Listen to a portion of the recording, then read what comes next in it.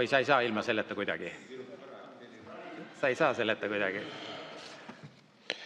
Nii, lugupeetavad parlamendiliikmed. Me küsisime peaministrilt konkreetseid küsimusi, kuid saime 0 bitti vastust. Ja see peegeldab tegelikult olukorda meie riigi poliitilises juhtimises.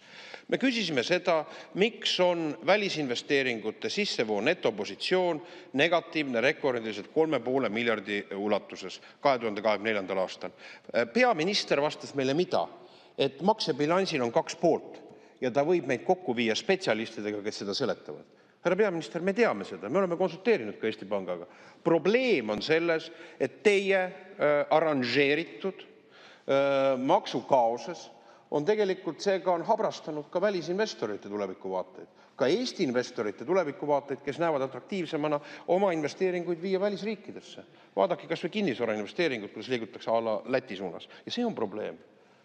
Probleemide lahendamine, ka korrigeerimine, härra peaminister, algab kõigepealt relevantsest olukorra tunnistamisest.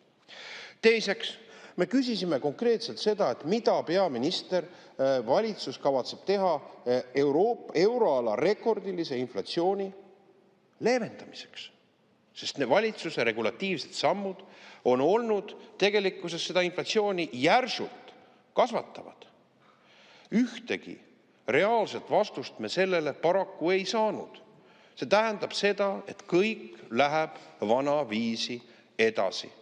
Ja 2025. aasta kahjuks jääb järjekordselt meie inimeste majandusliku hakkamasaamise kalendriaasta mõttes aastaks, kus inimeste, ja seda on hinnanud pankade eksperdid, analüütikud, toimetulek seoses inflatsioonilise survega, mida on ennekõike kutsunud esile valitsuse maksupoliitilised ja regulatiivsed sammud, on halvenenud nii eakatel inimestel, nii inimestel, kes elavad palgapäevast palgapäeva. See on reaalsus. Ja vaadake, härra peaminister, on üks indikaator.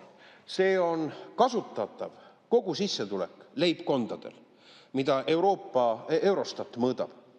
2024. aastal, ja seda korrigeeritakse, kui seda korrigeerida ostujõu pariteediga. Kui seda hinnata, siis kus Eesti seal asetseb, siis Eesti on praegu tagantpoolt 3. Euroopa põhjas, näete, härra peaminister, lubati Põhja-Euroopat, aga oleme põhjas. See on reaalsus, see on probleem. Riigijuhtide tulemuslikkust hinnatakse nende rahva jõukuse ja kindlustunde järgi demokraatlikes normaalsetes riikides. Võtke see endale üheks baasindikaatoriks. Miks te tekitate praegu kaudsete maksude poliitilist agendat teie vedamisel, kus me oleme kaudsete maksudega hakkame liikuma Euroopa tšempioniks. Pealuti Taaniga ja Taani ja Ungariga oleme esikolmikus juba. Kolmanda küsimusena oli põhiküsimus vastuseks, et mis siis on teistmoodi, mis siis on tegelikkusega võrreldes planeerituna kujunenud valesti. Et meil 2024. aastal valitsuse ekspertiisi alusel, Rahandusministeeriumi ekspertiisi alusel eeldatav majanduskasv 3,3% on transformeerunud tulemusena praegu 3. kvartali indikaatori puhul 0,9% majanduskasvuks, millest pool moodustavad Statistikaameti hinnangul teie arranžeeritud maksutõusud. Sekunditki ei olnud sellele juhtimisvõimet hinnata ka kriitiliselt olukorda. Helir-Valdor Seeder küsis ju veidike irooniliselt, et kas veel, et kui te olete kõigega rahul, mis te olete teinud, kõik on nii-öelda eksemplaarne, kas on veel midagi, millest jäi puudu? Ja te ütlesite, et ei tohi põlastada, kuidas ma tsiteerin, Eesti rahvast, Eesti riiki ja ettevõtjaid juba sellise küsimusega, et näete, parlamendi liige julges veidikene irooniline olla teie tulemuslikkuse resultatiivse mõttes. Jäite enda poolt püstitatud indikaator näitajast alla 8 korda. Vabandust, mitte 8 korda, vaid siis selle mõõtega 3 korda. Ja kujutate ette.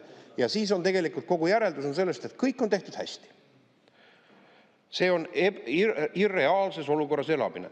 Teie valitsuse majandusseisakul rakendatud maksutõusude agenda on tegelikult võimendanud inflatsiooni, kutsunud esile täiendavaid maksutõuse, kapitali Eestist lahkumist. Baasviga.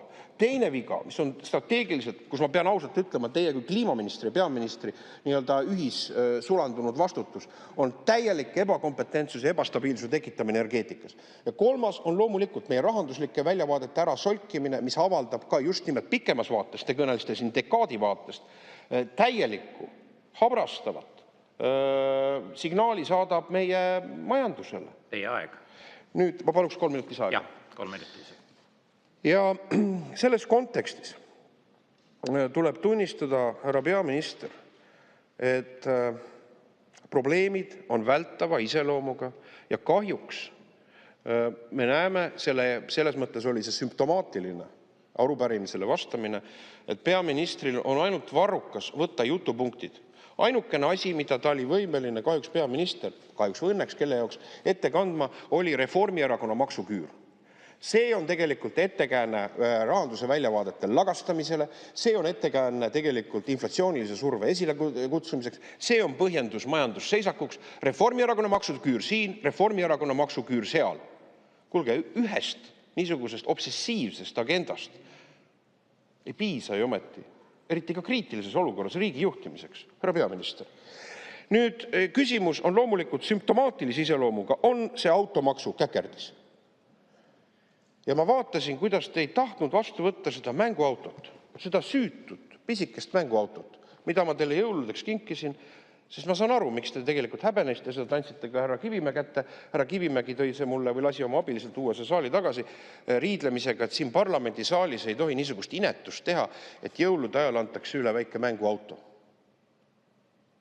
Ma saan aru, miks te seda kardate, reformierakondlased Michal ja Kivimägi, sest see väike mänguauto on sümbol käpardlikust poliitikast tänasel 15. detsembril, mil Eesti inimesed peavad maksma automaksu teise tervikliku osa.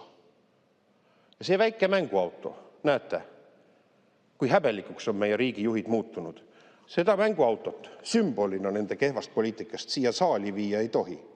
Küll aga jagub neil meestel ja naistel jultumust ilma mitte mingisuguse Eesti rahva mandaadita, ja siin on read tühjad, Eesti Reformierakond, Eesti 200, võtta vastu automaks, mille vastu protestisid lasterikkad pered, mille vastu protestisid puuetega inimesed, mille vastu protestisid meie ettevõtlusorganisatsioonid. Selle jaoks jagus küll kangust, et võtta vastu seadus, mis mõjutab kogu ühiskonda, inimeste toimetulekut, inimeste liikuvust, inimeste vabadust. Inimesed kümned lükkavad edasi ebastabiilses olukorras autode soetamist. Ja see väike mänguauto on selle sümbol. Hästi, te keeldusite seda väikest mänguautot vastu võtmast praegu 15. detsembril. Ja ma luban teile, et uuesti saab Reformierakond selle mänguauto siis kätte, kui automaksu tühistamist hakkame arutama juba resultatiivselt. Ja see aeg saabub, kui mitte varem, siis 2027. aasta kevadel. Aitäh!